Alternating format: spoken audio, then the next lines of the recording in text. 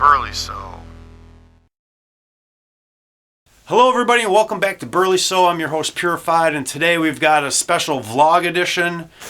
A lot of times I do my tutorial videos and I'll show a fail here and there, but you know, it doesn't capture the whole frustration of sewing. So today I'm going to show you some of my frustration right now, and we'll figure out how to fix it. I've got the footage of what led me here, so we can take a look at that and then we can discuss what went wrong.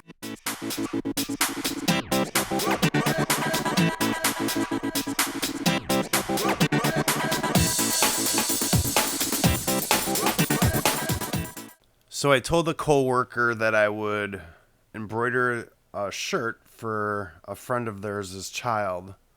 It seemed like a simple enough task. However, I've never embroidered anything this small before. So my plan going into it is I'm going to do what's called floating.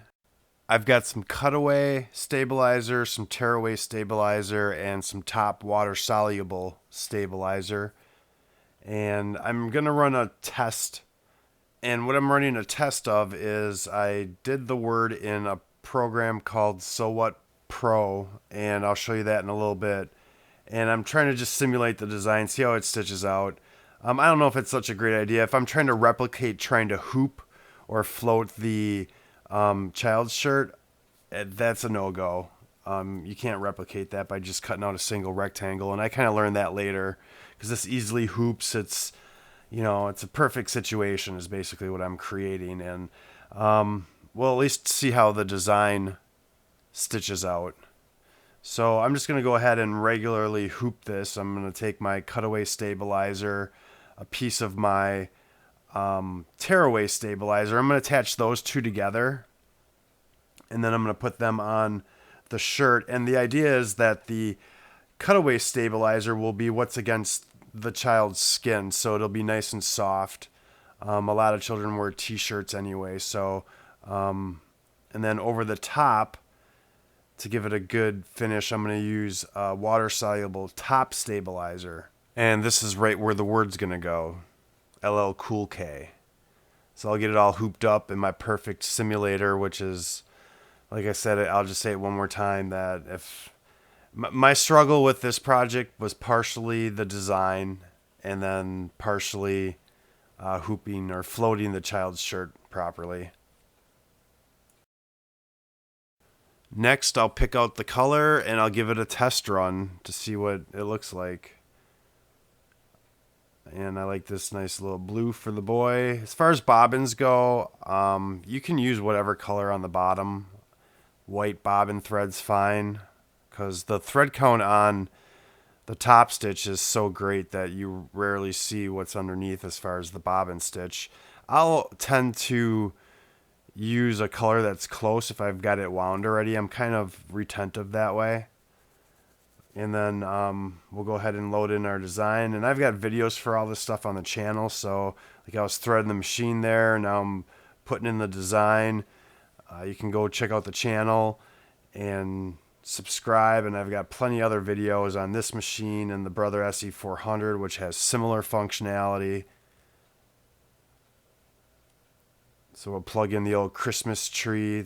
Right now I'm airing this right before Christmas on 2015, and we'll go ahead and choose our design. And right away I should notice that I've got a problem. There's no thumbnail to the design. You can see it was blank there. You can see it when you go inside, so that made me think, oh, okay, there it is. But then I'm trying to move it here, and it's not really moving. And eventually I'm going to do the carriage trace and see that it actually outlines the whole hoop area, which you'll see right here. So I hit the button there, and then the carriage traces the outline, and it's tracing the whole hoop area. So I've got a definite problem there, and here's how I created the design. I used a program called So What Pro, and it's a pretty neat program. You can do lots of text with it. I just haven't figured it out yet, so this is nothing on the software. I'm sure this is a user error. I'll show some videos on this software once I figure it out. Obviously, this is one of my first attempts at trying to use this for this purpose. but it has all sorts of great tools for modifying existing embroidery designs and adding text to them. I get a lot of questions about adding text to multiple words, sentences, things like that. I think you could use this program for that, and I'll put a link down in the description. And by the way, the company that makes this software is the same company that makes SewArt 64. So I've done some videos on that. But what I'm going to do now is I'm going to go ahead and choose my hoop size because I want to be able to position my design in what I think is the right position on my hoop for having to float the child's shirt and get it in the right spot. So I'm choosing the large hoop for the Brother PE 770. And once I get this done, then I can go ahead and show you some of the text options. So we're going to go ahead and we're going to select the text box here, and you can type in your word. And it's got all sorts of cool different fonts that you can use. So I'm going to go in here and I got to get it into a font that's LL Cool K-able. And we're going to choose, I believe, Arial for that. But you can see there's tons of different fonts in here, just looking through. Next, I'm going to choose my font. And you can see it's going to be Arial. And then I can go ahead and choose my style and my size. And you can drag the text if you want. If you click OK now and then you go on the screen, and I'll show you that in a second. You can reposition it by dragging it, but then you can also make it bigger and smaller, but it doesn't constrain when you drag it manually, and I don't know if the thread count stays where it needs to be. So I prefer to go back in and change the font size by controlling it within the actual editor. But if maybe you're looking for a cool effect or something like that, you can play with that. But it also shows you the size in inches of what the word's going to be. And that's where I kind of was a little bit confused, because that's what size output I thought I had. And then you saw earlier that when I did the carriage trace, it showed the whole hoop size. Where right now I'm going for something that's roughly 1 by, just under 4 inches, so that it'll fit in the space that I want it to fit in. But I'll go ahead and I'll achieve that size, and you can see it even rotates the hoop for me. You can put multiple words on your design. This is a good way to achieve sentences, I would imagine. Like I said, I'm not proficient at this software yet, so you can rotate your design if you want, but I'm going to place it where I need to place it here eventually. And I think after going through it, I wouldn't place it this close to the edge of the hoop ever, because that was part of the problem. I had the material bunched up, and as the needle was going up and down, it was affected by the bulk of the material the way that I was hooping it. I did a kind of a backwards wrong. I floated it incorrectly, and hopefully in my next video I'll show how to do that more correctly. I show it on a couple of my other videos on the channel, so go check it out, the right way to do it. But I was trying to get creative. There was clothespins involved. It was not one of my greater moments.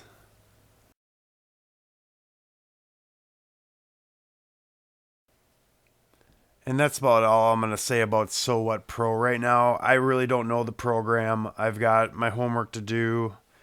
Once I figure it out a little bit better, I will do a video. Lots of people use it. They do have good support on their Yahoo news group, I think it is. So you're welcome to go check it out and give me some feedback in the comments if you like.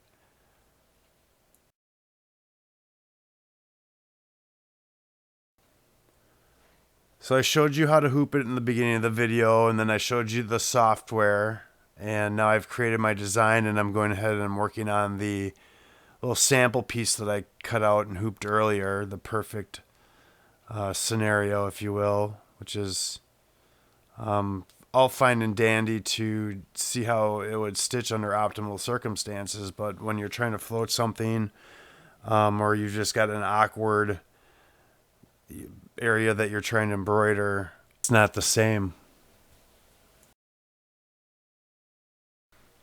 So now we'll just finish up this little sample piece here, and you can see it turns out pretty good. I don't mind how it looks at all. There's the bottoms of the L. It's a rather long stitch. I'd like to break that up. I'm sure there's a setting that I can change on what the minimum or maximum length of a stitch can be. I think I've seen that in that program, but looks pretty good. Still a little concerned about why it traced the whole hoop size. Maybe is it because I chose a hoop size?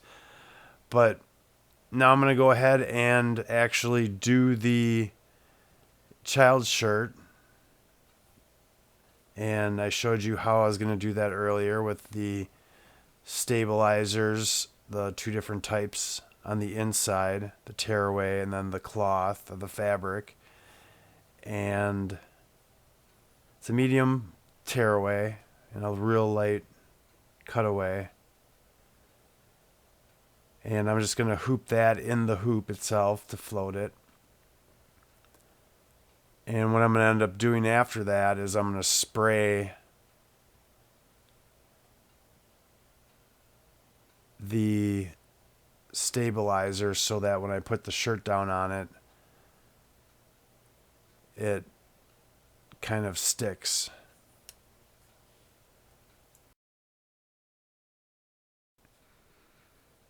So now we got it all hooped up, and we'll get our shirt. You want to make sure that you position the hoop and the shirt in the right direction, depending on how you have your design oriented and where you want it on the shirt. I make sure that you've got your clamps open there, and I'm just stretching the shirt over here. I'm just kind of playing with it a little bit at this point. I was going through several different ideas on how to do this, and I end up with a nice little window that I can do it. The backs, I've got these clothespins on there, and that actually works. But there's a better way to do this, much, much better way. Once again, I said that was not my finest hour. What you want to do this is to turn the shirt inside out and work through either the neck hole or the bottom of the shirt. And I've said it a few times already. I'll get to a video on that sooner or later. There's a video I've seen on YouTube. I'll try to favorite it, and you can look through the channel and see it that way possibly. Or I'll put a link in the description if I can find it. So, but had I have positioned, I think, the design in a better position on the hoop, not so close to the border, where all this extra material is, I don't think I would have had as much problem. I think that the carriage was getting hung up because the material was bulky on the edge of the hoop, and the carriage wasn't allowed to go all the way. And that's my fault for putting the design too close to the edge. So we'll figure that out sometime in the future. But I'll give you a close-up here of what I'm talking about. You can see that material's right there, and I've got the backup around there too, so that's why. If I were to go inside out through the neck hole or through the bottom of the shirt where the waist is, those openings right there, I would have been fine. Even like this possibly. But next time I certainly would move the design down a little bit.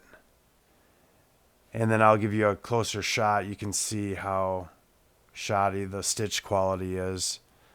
But live and learn. So I'm just going to wrap it up right there.